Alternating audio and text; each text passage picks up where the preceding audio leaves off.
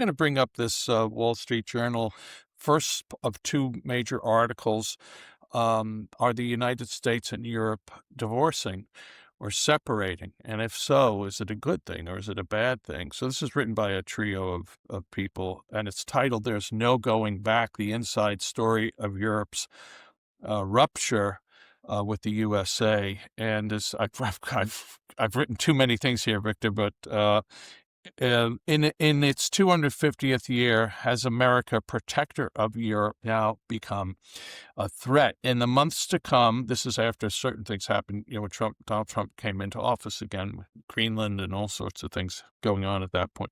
In the months to come, the January crisis meeting would be remembered by Europe's most powerful figures as the moment that countries bound together by blood and a sense of shared destiny since the aftermath of World War II began to explore separate paths. Nobody has filed divorce papers, and important players on both sides are working hard to keep a loveless marriage going. Untangling the ties between Europe and the U.S. would be a massive undertaking. Then this stuff in here about Canada, but interesting article, Victor. Is there a divorce happening? And is it a good thing? And is it a hostile divorce? Well, the subtext of all that is there's about two or three realities that explain this estrangement. Number one, for 500 years, Europe was the fountainhead of Western civilization. It was since the Greeks, but I'm talking about the period, 1500 into the 20th century. Major wars were fought there: 30 Years' War, 7 Years' War, the Napoleonic Wars, the revolutions. That was where things happened. The capital, the financial capital of the world was London, and the cultural capital and scientific capital of the world was Paris. And by the late 19th century, with the unification of Germany, the industrial capital of the world, for a while, it had overtaken Britain. And then this United States comes up. And it has a completely different way of doing things. Its constitution is different. Its attitude is different. And it welcomes mostly from Europe what Europeans would call the rejects. These were the poor people, the people who had no land, the people who had no titles, and they expected us to fail. But it was actually a Darwinian process where the most bold, the most rugged, the most adventurous, the most gambling type of people from the English-speaking parts of Europe, from Germany, from Ireland, you name it, Italy, they all came over here, and within from that period of from the Civil War to World War I, they just took over the world. And in World War II, we were the powerhouse.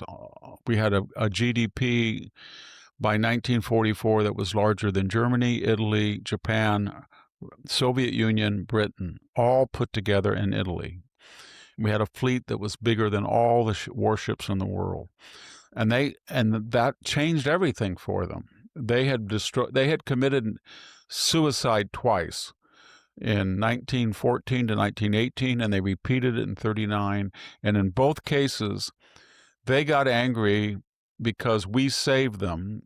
And they made a convincing argument. They said, but we lost more people, and we fought from 1914 to April of 1917. You wouldn't help us.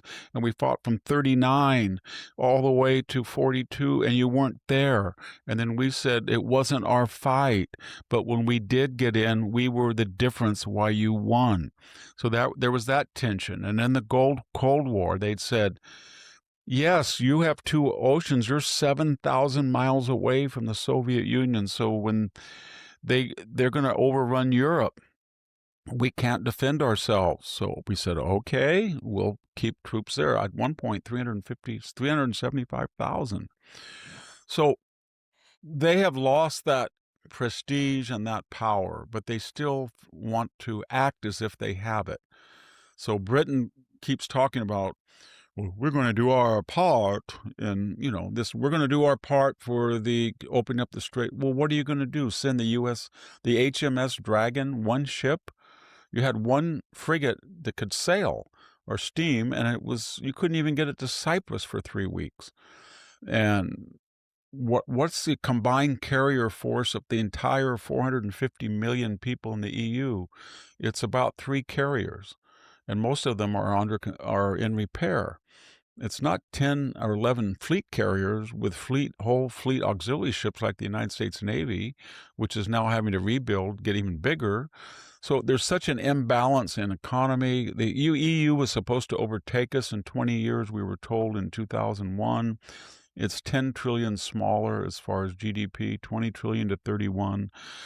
Things didn't work out. And then they adopted this utopian, arrogant, narcissistic agenda of green energy, shut down coal, shut down nuclear, shut down natural gas. They ruined the German economy, which anchored all of Europe. They opened their borders. The single biggest villain, she's going to be the Europe's version of Anthony Fauci, was Angela Merkel. She destroyed Europe. She said, yes, we can. We're going to open the borders. She demonized the Eastern Europeans who said, not this pig. We're not going to do it. And they flooded Europe with unassimilated illegal aliens, 16% of the population in countries like Germany. And then in addition to that, they went socialist. And in addition to that, they went pacifist. And then the world caught up with them. And they thought, well, we can buy natural gas from Russia and we'll tame Russia with Nord Stream pipelines. No, you won't. You'll make yourself dependent upon an ex-communist thugocracy. Well, we don't need to be armed because the dull-witted, brutal United States will always come over when we philosophers tell it where to go. Go to Chad. Help us in the Falklands. Go to the Balkans. Go to Libya. Bring all those big jets and all that firepower, and then we'll kind of sit in the back and have our cappuccino and tell you where to bomb and do all this. And Trump came along and said, we can't afford it anymore. I'm sorry. What have you done? So all they had to do, it was not very hard to do. They did have a $20 trillion GDP. All they had to do was about 10 years ago just make 2%. 2% of their GDP of each country in defense. And when Trump came in office in 2017, I think they only had 6 of the 31 NATO countries were doing it. Number 2, all they had to do was keep quiet when the United States was acting unilaterally in their interest. I'm not saying, and just keep quiet and just don't even join the U.S. if you don't want to, but let them use your airspace and joint bases that we paid for in many cases. So Spain, France, UK, Germany, Italy, all you had to do was just say, this was a United States mission. We support the idea that we want a nuclear-free Iran, and we support Donald Trump finally dealing with the problem. Question, are you, and to the extent that we are obligated to a NATO power, we, in our own way, and we're not going to disclose how, we will aid. That's all I had to say one time. They couldn't do that. All they did was, we are not going to let them use Diego Garcia. Well, we're going to top that. We're not going to let you use our big base in Spain. Well, we can top that. You can't land in Sicily like you'd like to. Well, we can top that. I'm Macron, France. Well, you can't fly over our airspace. And this isn't our war in Germany. Remember Merz? So they went out of their way to antagonize Trump in the United States. So that's where the situation is. It's a country that used to roll the waves of the world, a continent. The Dutch, the Portuguese, the Spanish, the French, the British, they ran the world. And now it is being overrun by illegal aliens. It's being destroyed by socialism and green ideology. And it's getting weaker and weaker and weaker. And it's getting more arrogant and more arrogant and more arrogant about this lost power and influence they used to enjoy. And they know the medicine. They know the medicine. They have 450 million people. They're very bright people. In some ways, they're better educated than we are. And all they have to do is make about 8 reforms, and they could get back on their feet and be a full, equal partner with the United States. And they won't do it. The medicine is worse than the disease for them.